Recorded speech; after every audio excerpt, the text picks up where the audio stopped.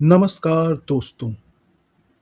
दुनिया के सबसे बड़े लोकतंत्र को कौन चलाता है? संसद में पास होने वाले कानून जमीन पर कैसे लागू होते हैं? भारतीय संविधान का भाग 5, जिसे हमारे लोकतंत्र का इंजन कहा जाता है, इसका उत्तर देता है। इस भाग के अध्याय 1 में समाहित है अनुच्छेद 52 से 78, आर्टिकल 52 टू 78, जो संघ की कार्यपालिका यूनियन एग्जीक्यूटिव की नींव रखते हैं। आज के इस विशेष और सबसे विस्तृत विश्लेषण में हम केवल अनुच्छेदों को रटेंगे ही नहीं, बल्कि उनके पीछे की शक्ति, राजनीति और इतिहास की परतें भी खोलेंगे। कार्यपालिका का सीधा अर्थ है वह व्यवस्था जो कानूनों को लागू करती है। भारत ने ब्रिटिश संसदीय प्रणाली को अपनाया, जहां राष्ट्रपति राज्य का प्रमुख हेड ऑफ स्टेट होता है और प्रधानमंत्री सरकार का प्रमुख हेड ऑफ गवर्नमेंट होता है। आइए शुरू करते हैं इस यात्रा को भारत के प्रथम नागरिक से। भारत का राष्ट्रपति।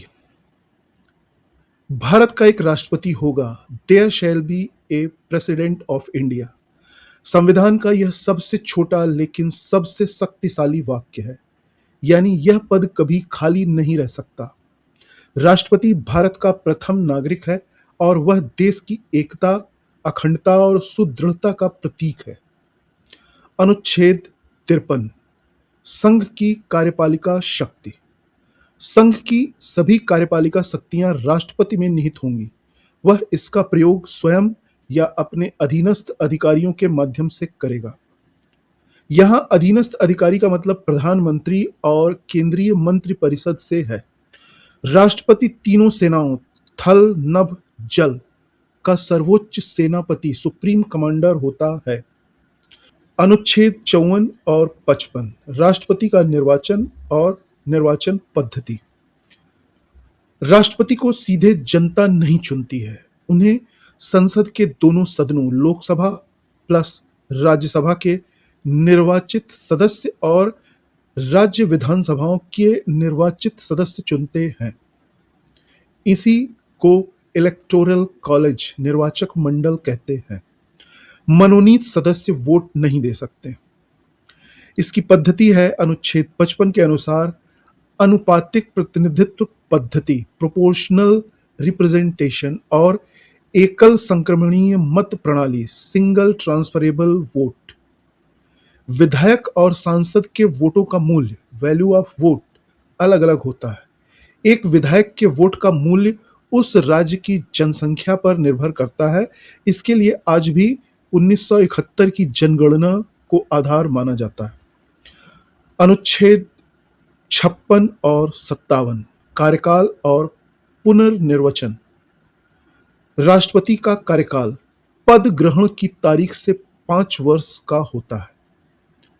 अनुच्छेद 57 के अनुसार भारत में एक व्यक्ति कितनी भी बार राष्ट्रपति बन सकता है, इसके लिए कोई सीमा निर्धारित नहीं की गई है, जबकि अमेरिका में एक व्यक्ति केवल 2 बार राष्ट्रपति बन सकता है।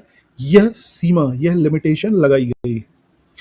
अभी तक एकमात्र राष्ट्रपति डॉक्टर राजेंद्र प्रसाद ही हैं जो इस पद पर 2 बार रहे हैं। अनुच्छेद 58 और 59, योग्यताएं और शर्तें।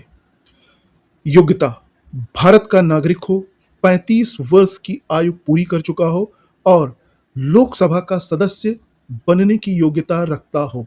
वह किसी भी लाभ के पद पर, ऑफिस ऑफ प्रॉफिट पर न हो। अनुच्छेद 60, राष्ट्रपति को शपथ भारत के मुख्य न्यायाधीश CJI, chief justice of India, दिलाते हैं। राष्ट्रपति संविधान के संरक्षण, सुरक्षा और प्रतिरक्षण, प्रिजर्व, प्रोटेक्शन और डिफेंड की शपथ लेते हैं। अनुच्छेद 61, आर्टिकल 61, महाभियोग, इम्पीचमेंट, जो कि काफी जटिल प्रक्रिया है।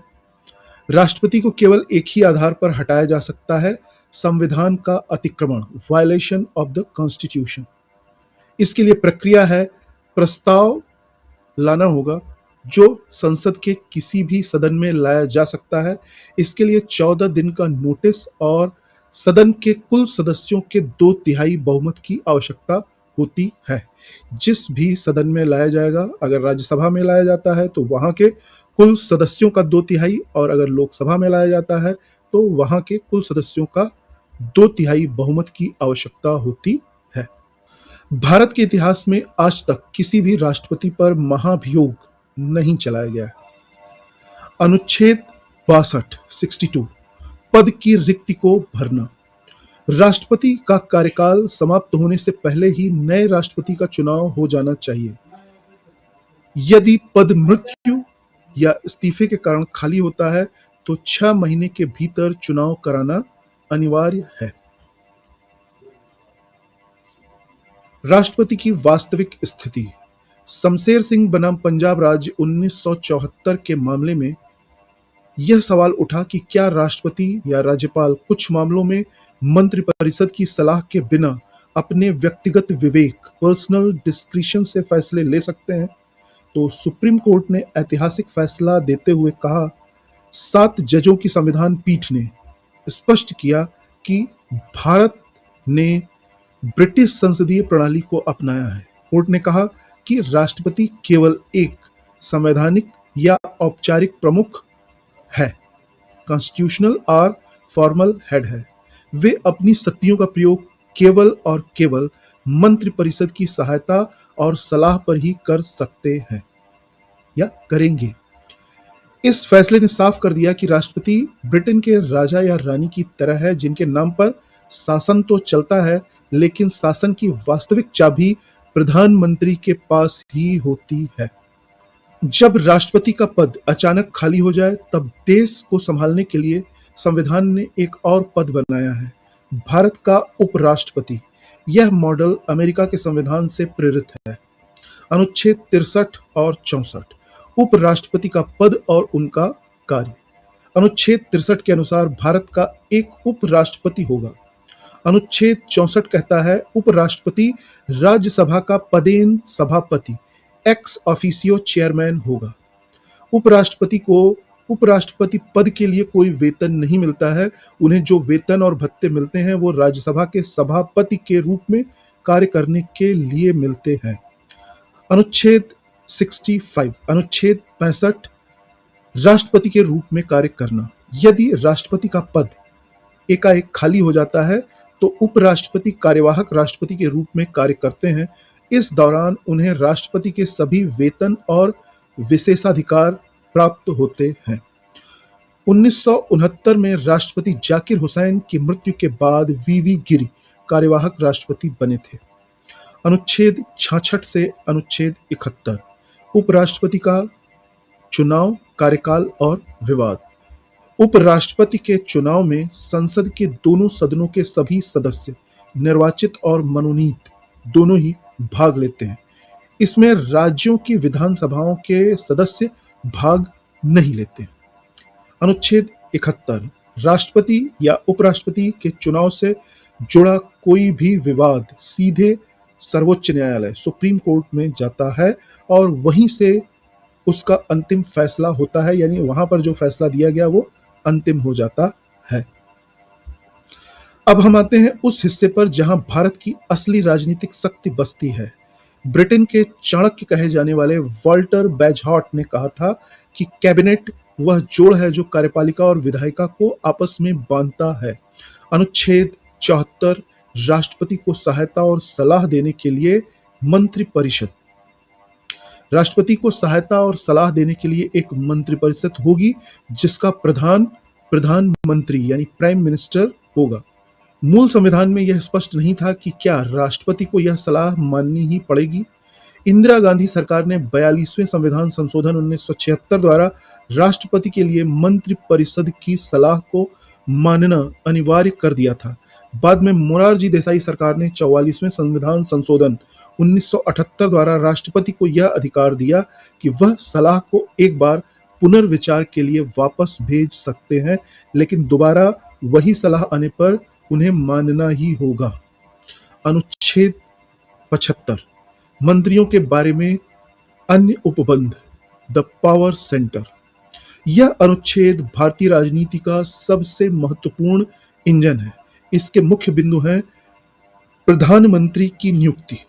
तो प्रधानमंत्री की नियुक्ति राष्ट्रपति करेगा और अन्य मंत्रियों की नियुक्ति राष्ट्रपति प्रधानमंत्री की सलाह पर करेगा। संख्या की सीमा 91वां संविधान संशोधन 2003। मंत्रिपरिषद में मंत्रियों की कुल संख्या लोकसभा की कुल सदस्य संख्या के 15% से अधिक नहीं हो सकती है।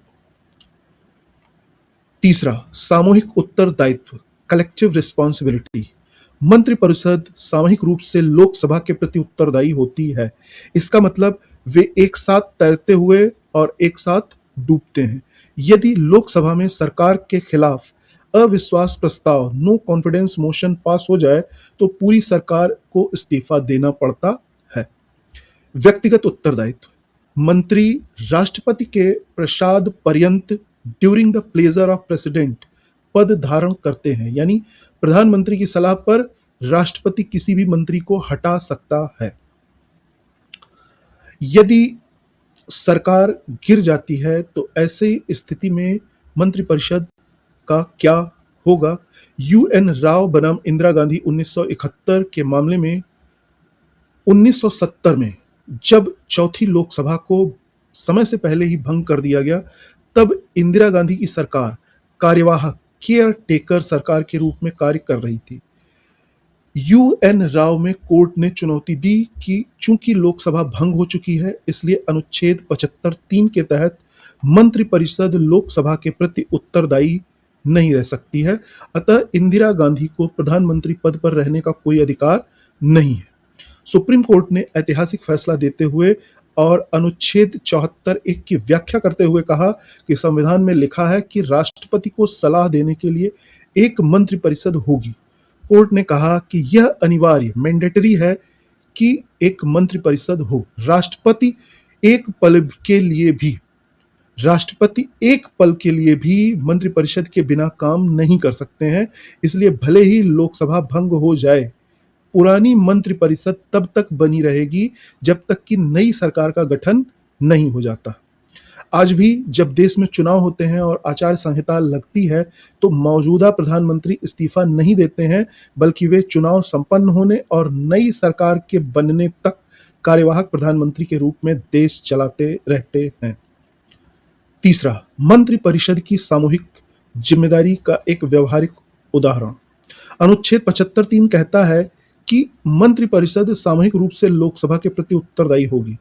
इसे राजनीति की भाषा में सामूहिक उत्तरदायित्व की नीति, प्रिंसिपल ऑफ कलेक्टिव रिस्पॉन्सिबिलिटी कहते हैं।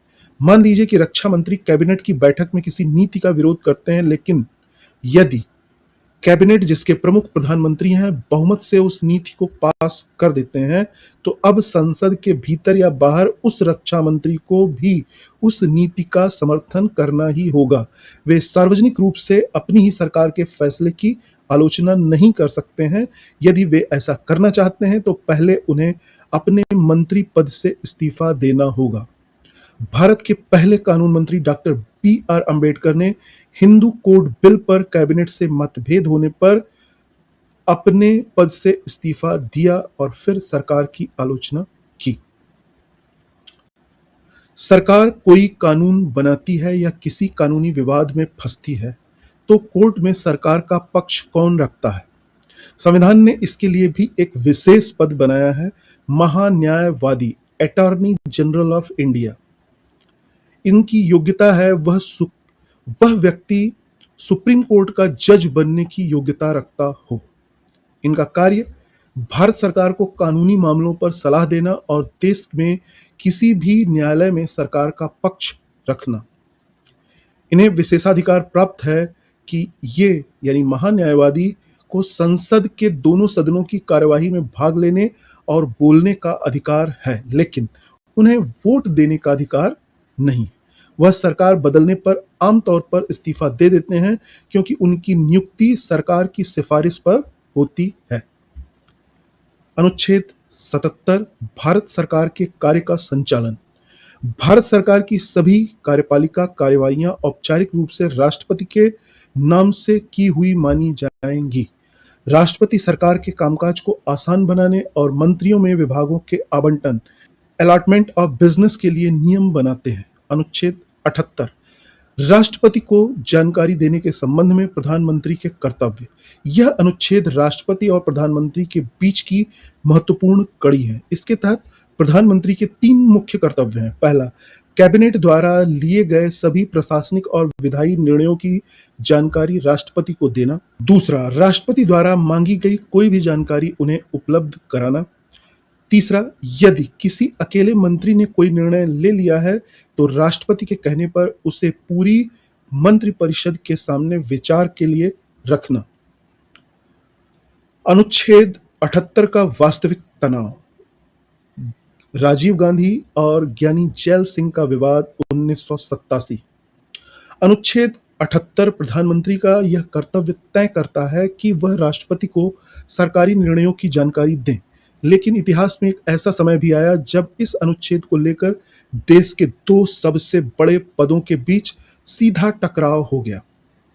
1987 में तत्कालीन राष्ट्रपति ज्ञानी जैल सिंह ने आरोप लगाया कि प्रधानमंत्री राजीव गांधी उन्हें देश के महत्वपूर्ण मुद्दों और विदेशी दौरों की जानकारी नहीं दे रहे हैं, जो कि अनुच्छेद 78 का सीधा उल्लंघन है।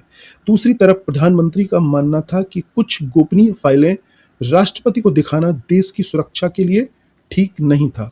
इस विवाद ने देश को यह सिखाया कि लोकतंत्र को सुचारू रूप से चलाने के लिए केवल संविधान के शब्दों का पालन ही काफी नहीं है, बल्कि 2 शीर्ष संस्थाओं के बीच संवाद और आपसी सम्मान, कॉन्स्टिट्यूशनल मोरालिटी का होना भी उतना ही जरूरी है।